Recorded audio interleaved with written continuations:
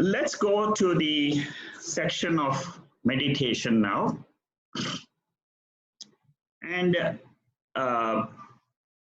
what we are going to study a little bit on meditation is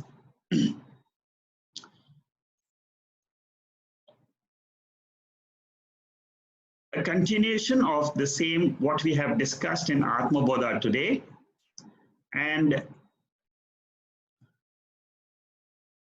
what we have seen so far in meditation, in session 1, we have seen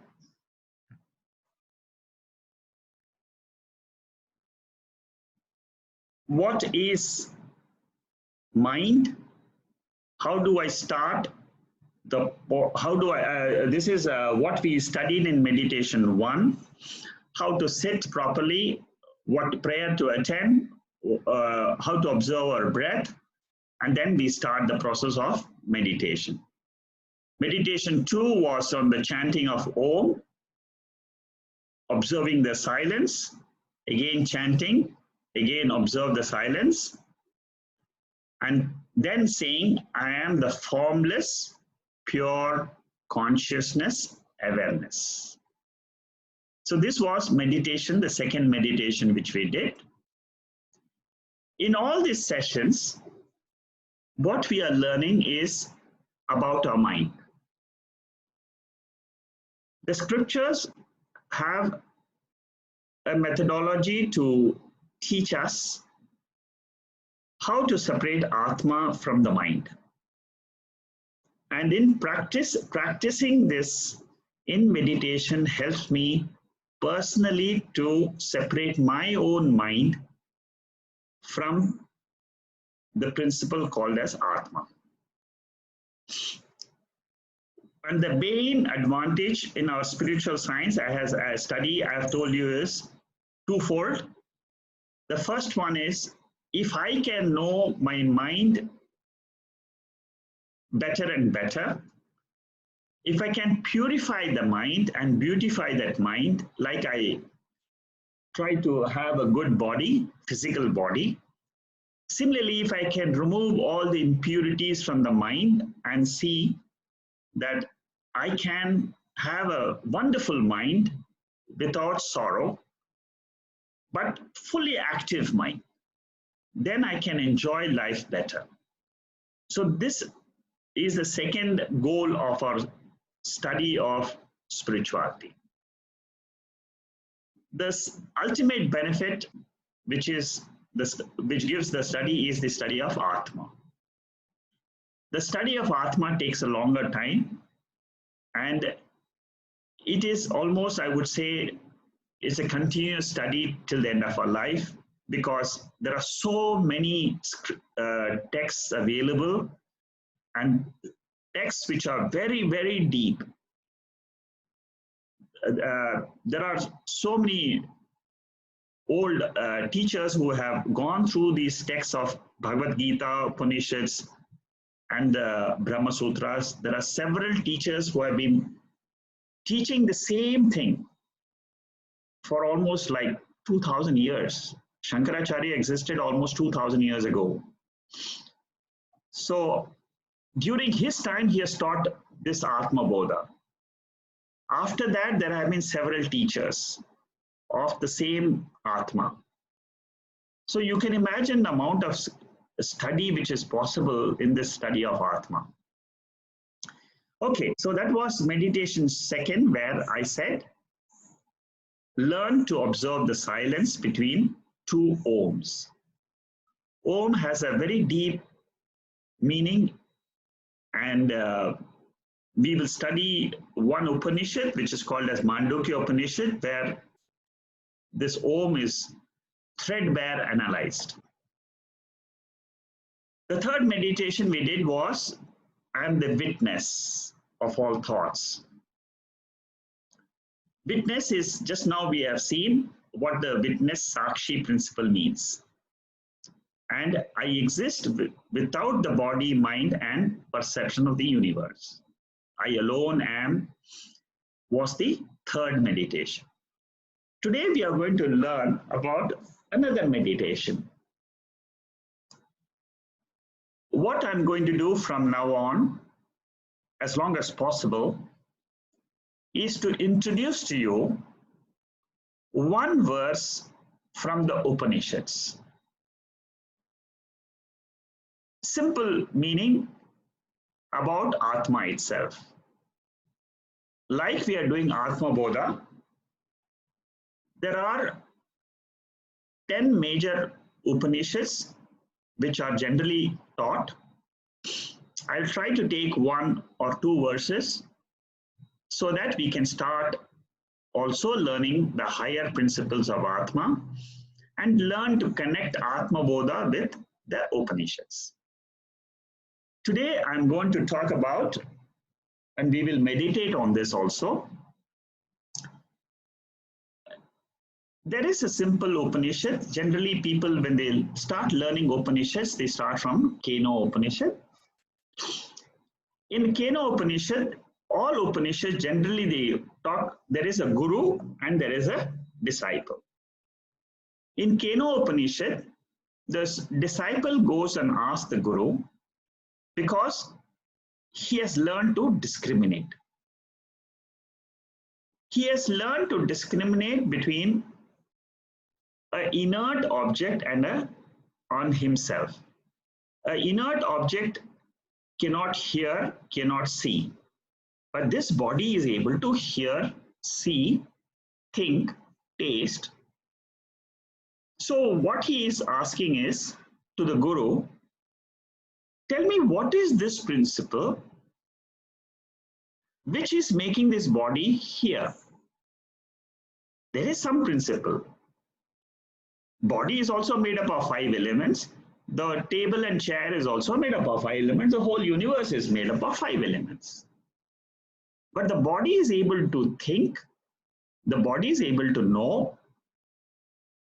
And so he asked the teacher, tell me, there is a verse before this verse, I haven't put it, but the verse before this verse in the Upanishad says, tell me what is that principle which makes the ear hear, the mind think, the tongue taste.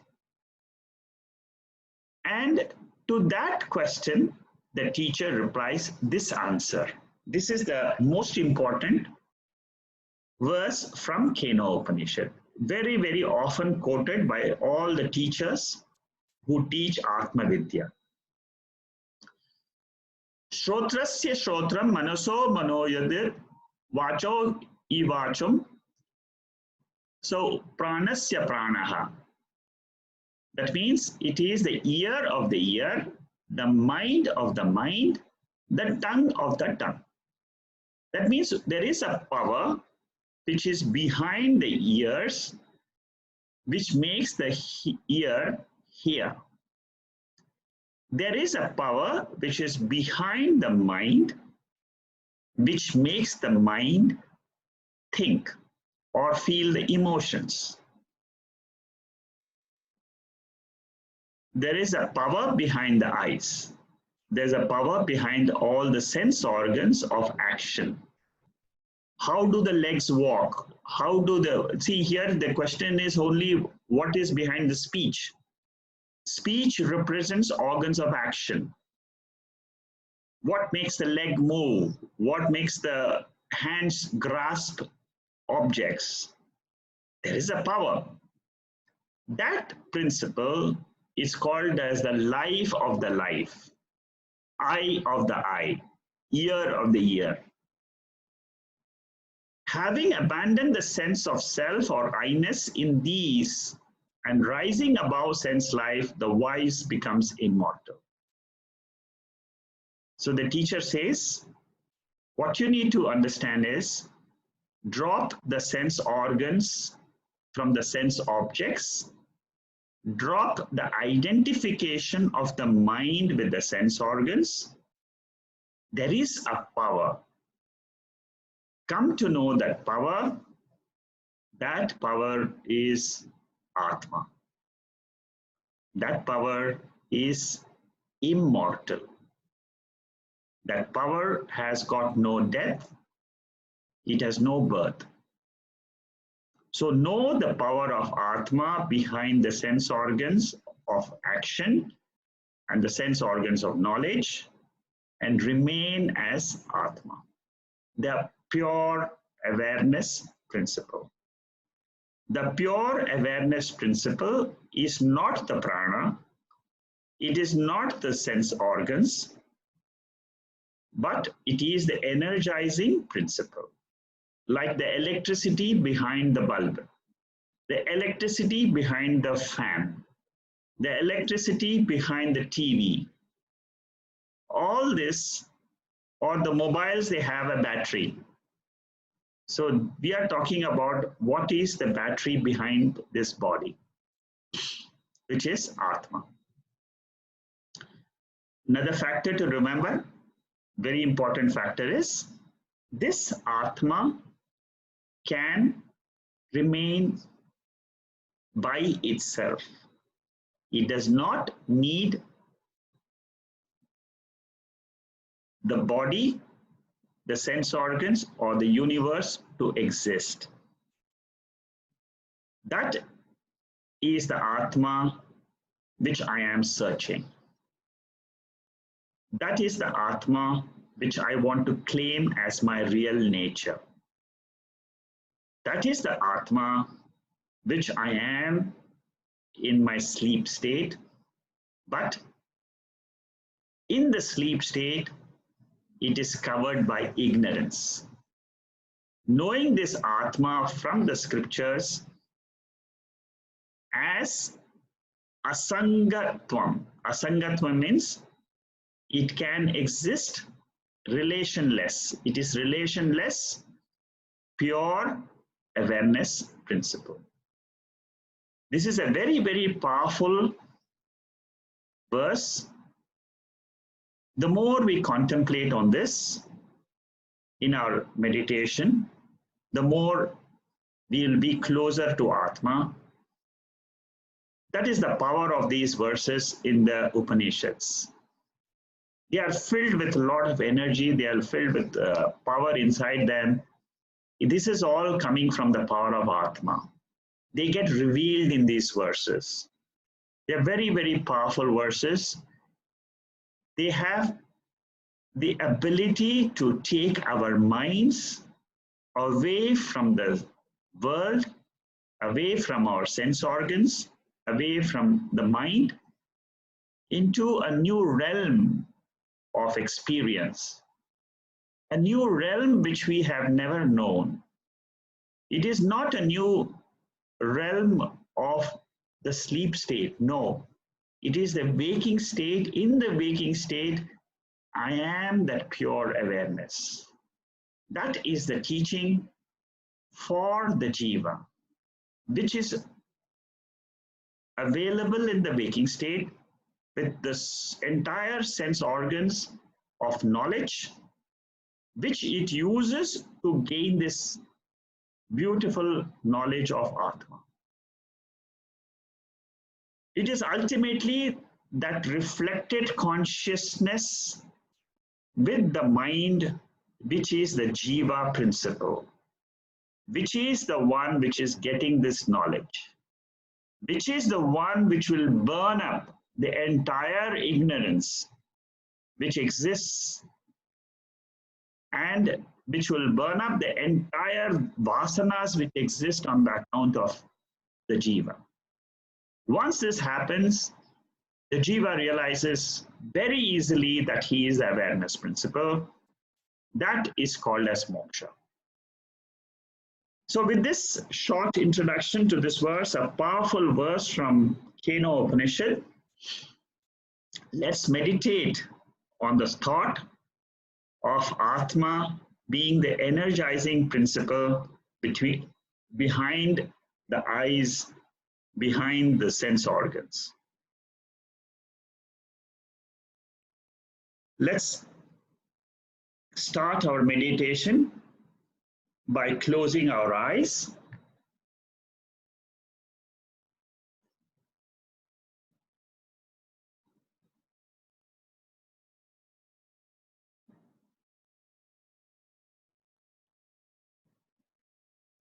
We observe our breath,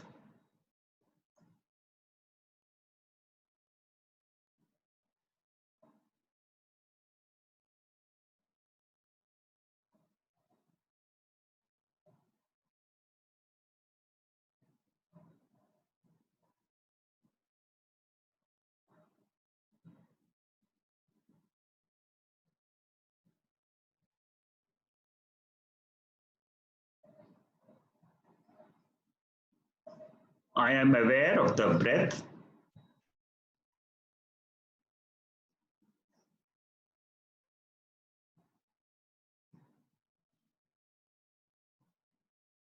which keeps this body alive.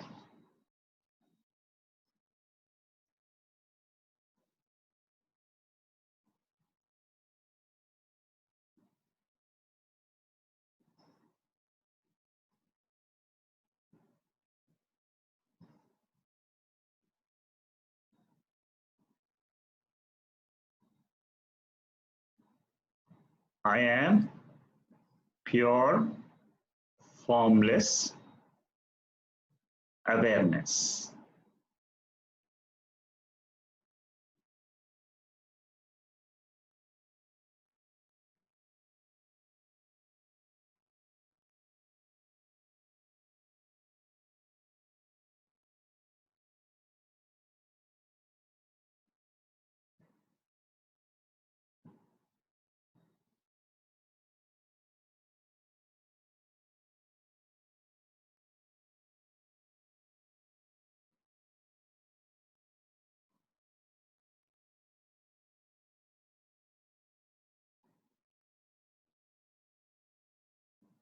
I am the power behind my eyes.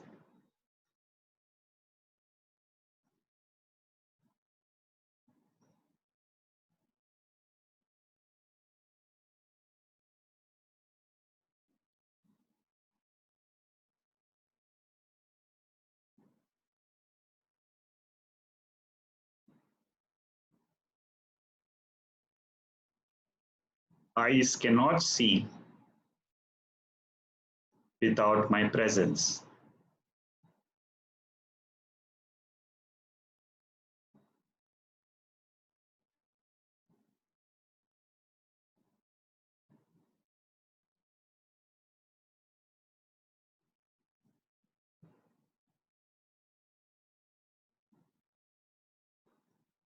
I am the power behind the ears.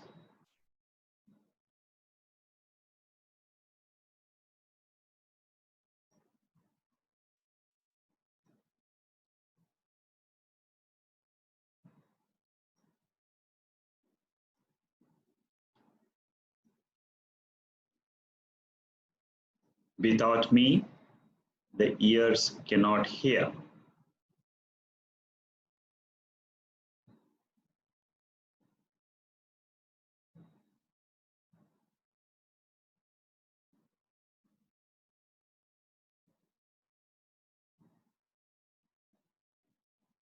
I am the power behind the tongue.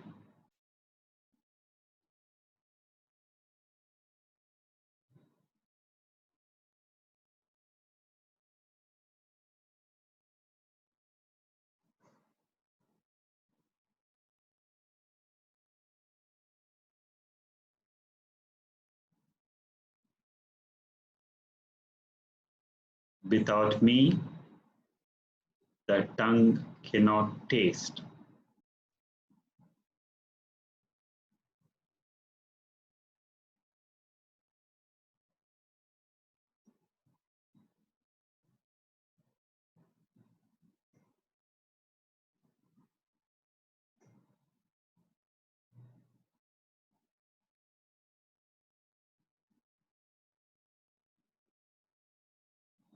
I am the power behind the mind.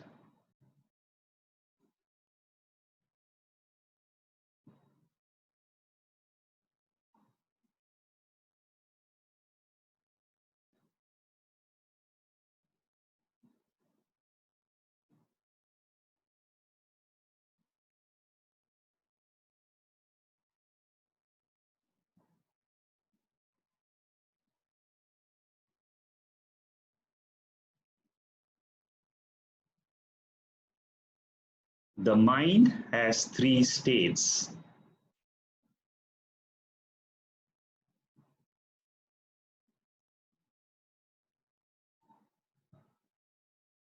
Waking,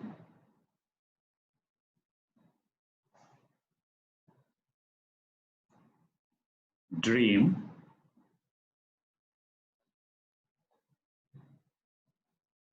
and sleep.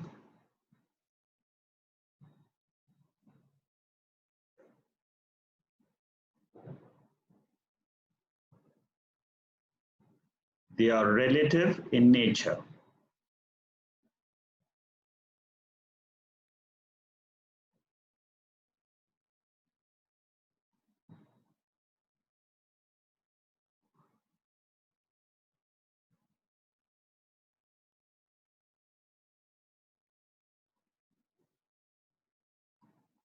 When the mind is awake, the sense organs are awake.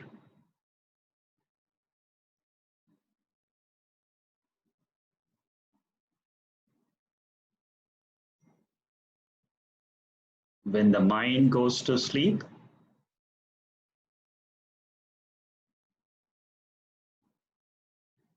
the sense organs are passive.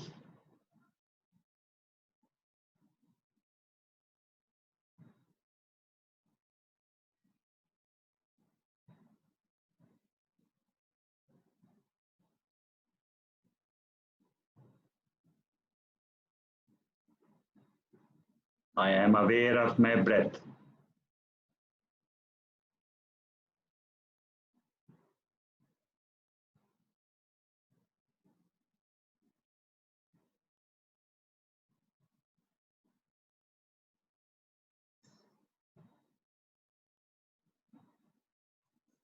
I am the power behind the mind.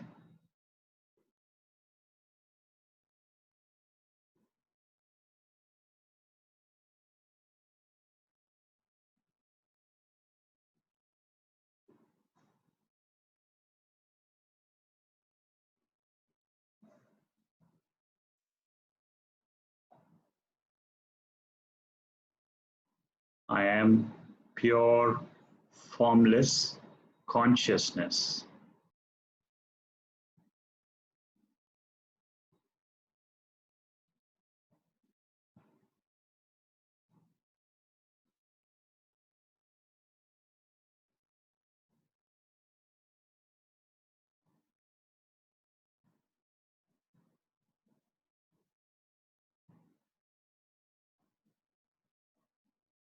Transactions come into manifestation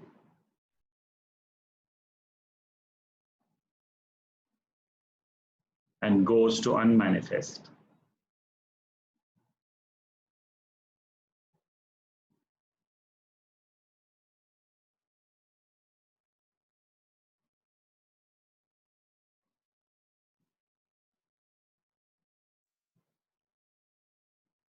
I am the pure consciousness.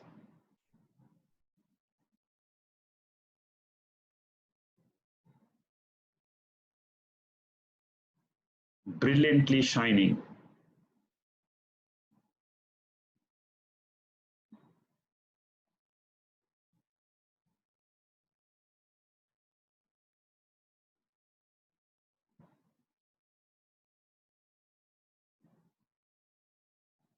I am fully aware of myself.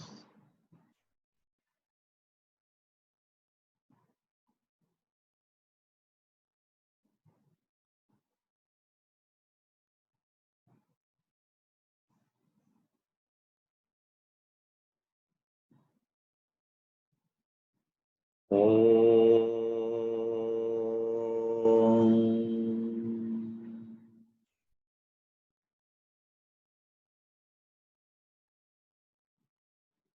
Asato Ma Sádgamaya, Tamaso Ma Jyotirgamaya,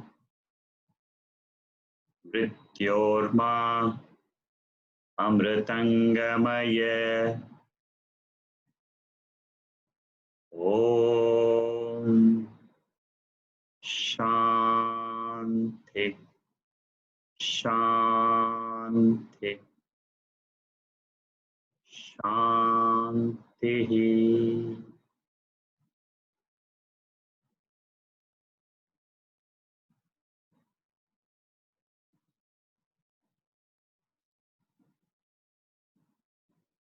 Gently open your eyes.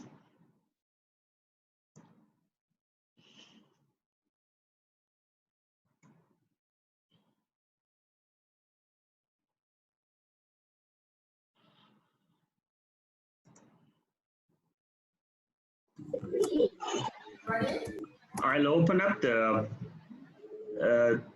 floor for discussions. If there are any questions. I have a question. Yeah, Deepak. So basically, what I understand is that the mind that appears in consciousness becomes a knower in the waking state. Yes. The dreamer becomes the knower in the dreamer state. Yes. In the waking state, the knower and whatever is perceived by this knower is the known. In the dreamer state, whatever is the dreamer is the knower, and whatever the dream is the known. Yeah. And in the deep sleep state, the knower is the absolute deep sleeper. That's correct. In the deep sleep, what happens is there is an ignorance. There is ignorance. That ignorance is the one which is illumined by Atma. That ignorance is illumined by Atma. Exactly. So this knower that appears in consciousness and becomes the knower in the waking state is the small I. Exactly. Because it's a small I. Small I. So essentially, Satchit Ananda is the knower, and everything that is perceived outside the Satchit Ananda is the known. I just want that explanation, because I always understood that the Sakshi is the knower. Okay. Okay, let me explain to you. There are two knowers in this body. Yes, okay. Now, that is how we have to start. One knower is called as the Sakshi knower. Okay. That Sakshi knower knows only the conditions of the mind. It is known as the Samanya Jnata. That means there's a general knowing principle, which is called as consciousness. So the Sakshi is only aware of the mind's conditions, nothing else. Ahamkara, the small I, it becomes, you have done Mandukya, so I'm explaining to you in Mandukya terms, it becomes Vishwa in waking, it becomes Taijasa in dream, it becomes the Prajna in sleep. So it is a small I, the ego I, which is the one which is the knowing principle in the three states. It is the ego I, which is the name given to the small I is the three names. Yeah. And these three names, they are three different knowers in that particular state only. Okay. Vishwa means he is the knower only of the waking state. The Vishwa state. So therefore... So Taijasa means he is the knower only of the dream state. Prajna means he is the knower only of the sleep state. What is common in all the three states is that Sakshi. It is always there. It is always watching. It is behind the mind, always behind the mind. It is the power behind the mind. So that Sakshi is also called the seer also? Yes, it is also, it is called the seer of the seer. That is the Sakshi. Okay. It is called the hearer of the hearer. Hearer, the first hearer is the mind. Okay. So the Sakshi is the hearer of the mind, which is the second hearer. Now you're able to get it? Yeah, I've got it. So basically when we say in Advait, when we talk about the knower or the seer, I have always sort of said that the seer is the Sakshi or the Drashta and not the small one. I've never taken that. I've always taken the you have to mind as take the that. object. No, you have to refine that principle of what you have. You refine that knowledge now. Okay. With this fresh knowledge, you refine that knowledge. Okay.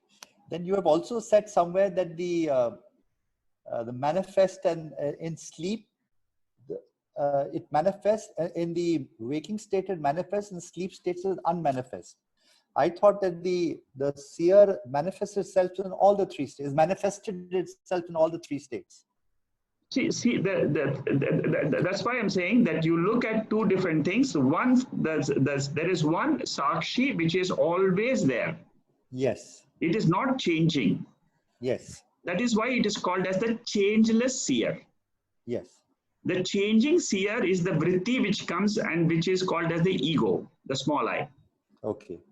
The small I is seeing the world, it's seeing Singapore, it's seeing India, it's seeing all the activities in the world, in India, in the world, in the TV, it's seeing everything. That's all the ego.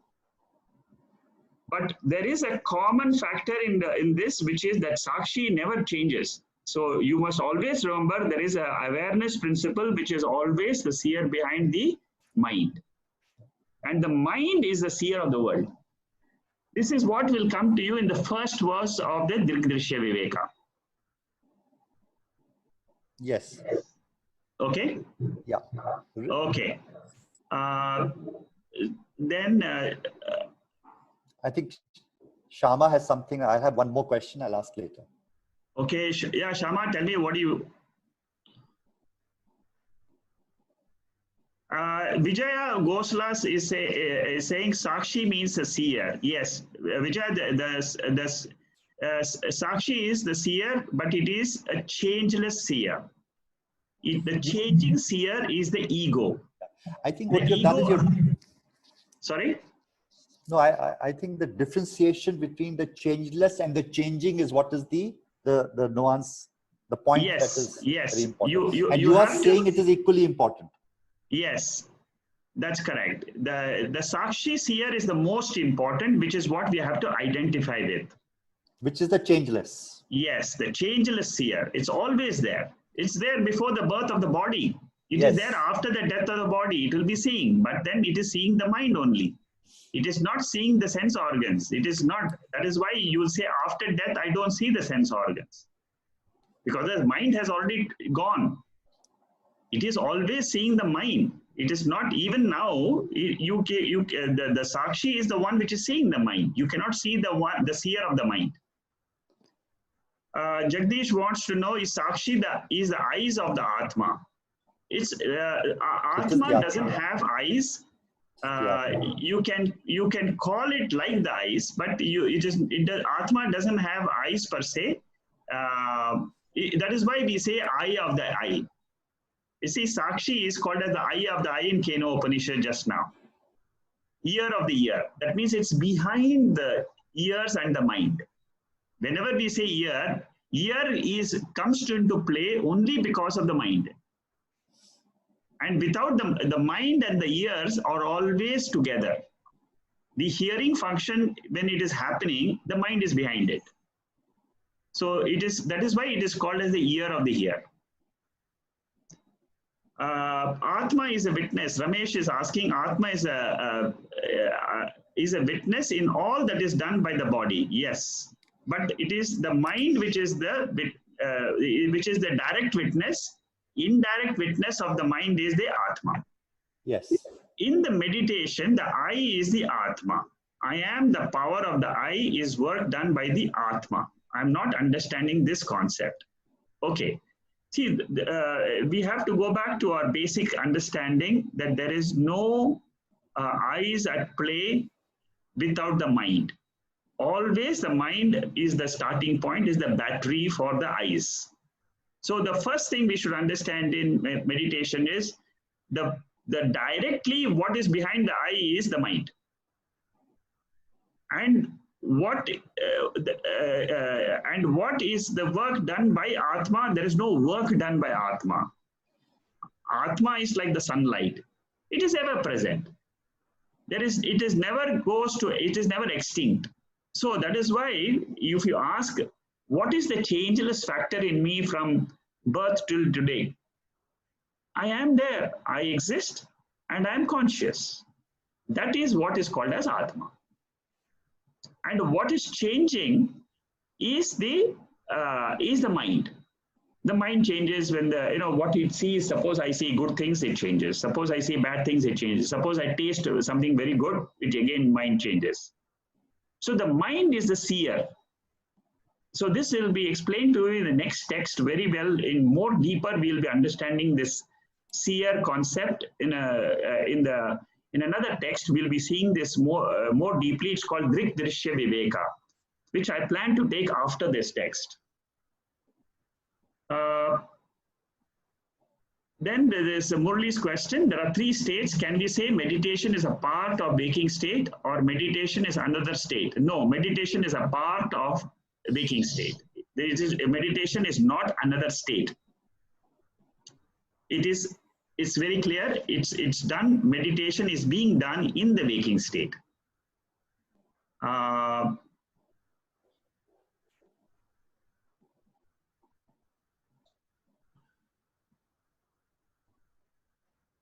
Prajna is a knower in sleep state,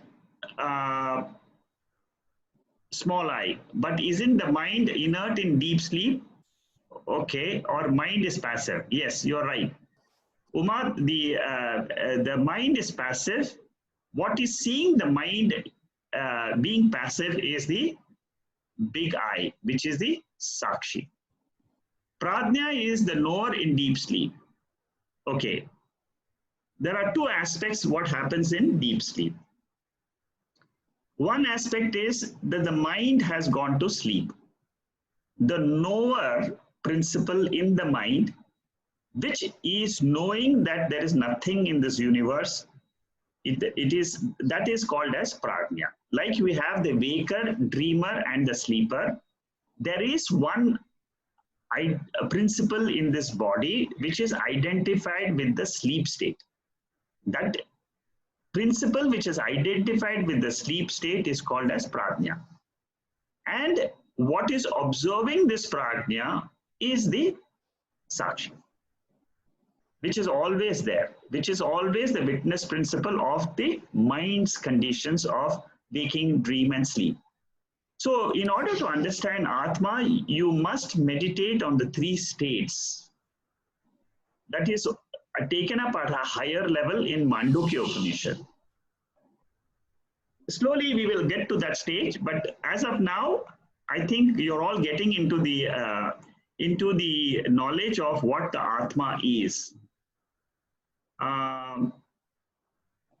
Then Shama wants to be unmuted, so I will unmute that after I finish with other questions.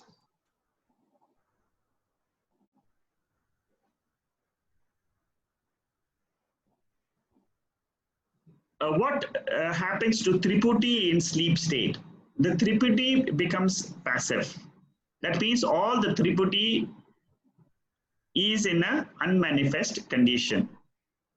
And there is no knower objective, there is no knower known transaction happening in this sleep state. So what happens is, this Triputi has, that is why we say the Triputi has got a manifest condition and unmanifest condition. Whereas Atma condition remains the same. It remains an observer of the Triputi. So this is an important knowledge which we must note, that Atma is a changeless knower of the 3 states of the mind. The mind is the changing knower. Very good point. Okay, that is why in Sanskrit, one is called as Vivarta Upadana Karanam. I don't want to get into the details. Vivarta Upadana Karanam. And that means it is a changeless seer. And the mind is the changing seer. Okay. Raj is asking to everyone and rebirths. In our discussions of the Atma and rebirths, we have understood that Atma moves from one body to another body. Here you need to correct the statement. It is not that the Atma moves. Atma is always there, stationary. The mind with the reflected consciousness moves. Is it possible that the rebirth could be in another life form like human to animal? Yes, very, very clear. The Vedas are very clear. It says that the type of birth of the body, the next birth, depends on the prarabdha karma. That means you can have any other birth either in an inferior body or a superior body. You can become a devata with a very superior body enjoying the Swarga Loka, or you can go to the inferior body of being a bird or an insect. But to get a human birth is very rare. I mean, this is how the Vedas are, the Puranas and the Vedas, they talk about rebirth. They say that is why in Vivek Chodamani, Shankaracharya says, to get a human birth, with the grace of the Lord, that means we have the human intellect. The human birth is rare. Among those rare human birth people, among all the human beings, there are very, very rare people who want to come to this understanding of Atma. Very rare. And he says, don't miss this opportunity of learning about your higher nature and be free. Be free from the entire cycle of birth and death. Do the various concepts still apply? Yes, the same concepts apply. The law of karma is a general concept of the whole universe. It remains the same, and it applies to the, basically it applies to the rebirth principle. I hope I have answered your question, Raj. If you have anything more, you can call me personally. I can go a little bit deeper into this. Shama is asking, the knowing is happening in two stages. One of the object level, and then it's further modified by impressions from the subtle level at the Sukshma Shariram. Meditation is completely disengaging from the thought of right and wrong or sense of it. Yeah, you're right. Meditation is disidentification from the mind itself.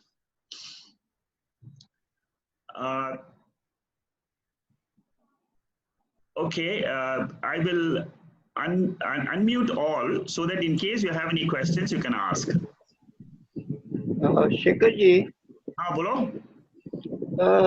In the verse 22, we came across a phrase saying, elephant throws the mud on the body to balance the nature. What do we mean by that? Yeah, temperature in the body. So the elephant, what it does is it throws the mud on the body to keep the body warm. So to maintain the like 36 degrees we all have, right? Similarly, the temperature is being maintained so that it remains, it keeps on throwing mud itself, so that it feels a sensation and it remains, the temperature remains the same. Then how do the human do to balance the nature? Oh, human beings have got a natural tendency that comes from the breath. You see, you are very worried about the temperature, I know, but the human body has the controlling factor through the inhalation and exhalation. That is why the Surya Bhedan and Chandra Bhedan, most of the people who are doing yoga, they will know. The breathing through the left nostril and the right nostril, it balances the temperature in the body. One is a cooling factor, another is a heating factor. It's through the pranas. Yes, it's through the pranas, and that is why we do pranayama to make sure that our body remains always active and it's always having the right temperature throughout the day. Shekharji, another thing, the thoughts are created through the consciousness of the mind or through the mind? Yeah, the thoughts come out of the mind instrument which we have in the body. Atma is the one which is illuminating it. Illuminating means it is the light which illumines my mind. It illumines all the thoughts. there is no other light in the world which can illumine the thoughts or the emotions. Suppose I feel, yeah. So the thoughts come from the consciousness, then to the mind, right? No, no, no. Thoughts never come from consciousness. Thoughts come only from the mind. Consciousness is like the sunlight. You just imagine that in this body there is a light principle. That light principle is called as Atma, consciousness. In that light, in that light, in that screen, in that TV screen, what you do is you see all the movies, all the pictures. So the thoughts are moving, they are all a function of the mind. So the movie which you see, the movie is all like the thoughts. The screen is Atma. That is what you have to realize in meditation. That I am the Atma, the light, which is pure light, which is aware of all the thoughts in the mind. Okay, anybody else? Yeah. Can I? Yeah, go ahead. Yeah. So the state, I'm going to make a statement and then I'll sort of explain it.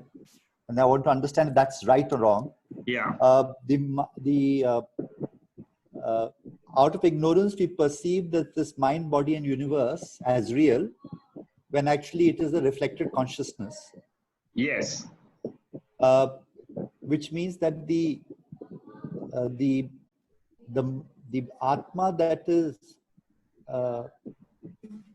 the Atma that is perceived on the screen of the mind, yeah, gives rise to the I, yes, knower, that perceives this world as real when it is not so. Is that a good way to explain?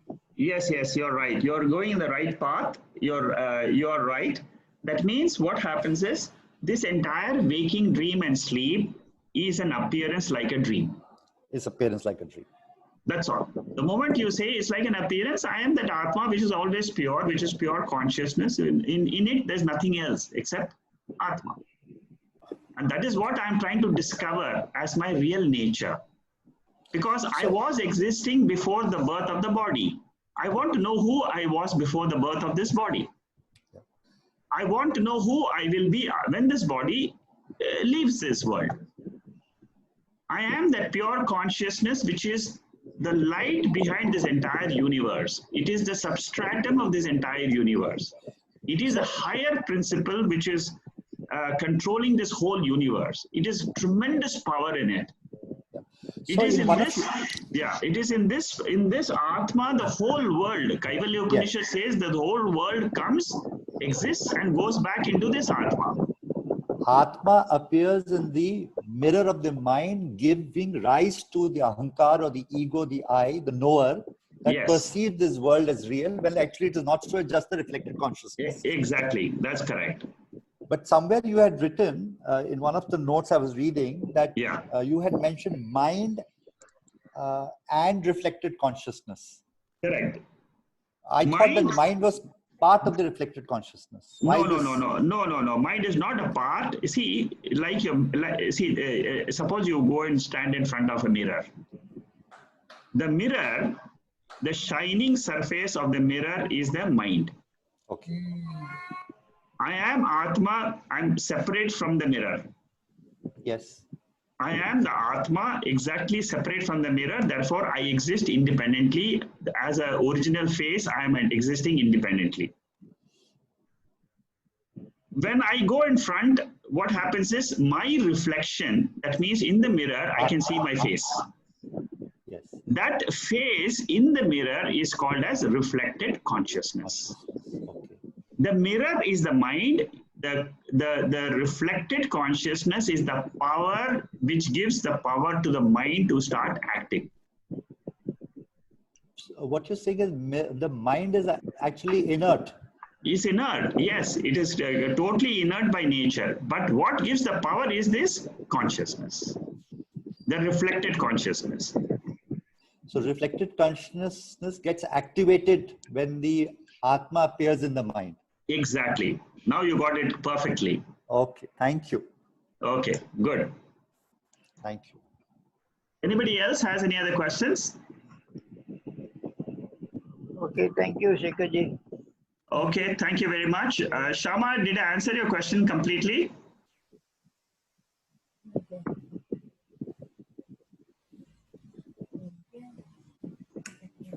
Okay. All right. So what we'll do is we'll close for the day and then we'll continue our sessions next week. Next week, we'll be having another verse from another Upanishad for meditation. These are all Vedantic meditation. They will help us to go deeper and deeper into the mind. Okay, thank you. Good night. Thank you. Good night. Thank you.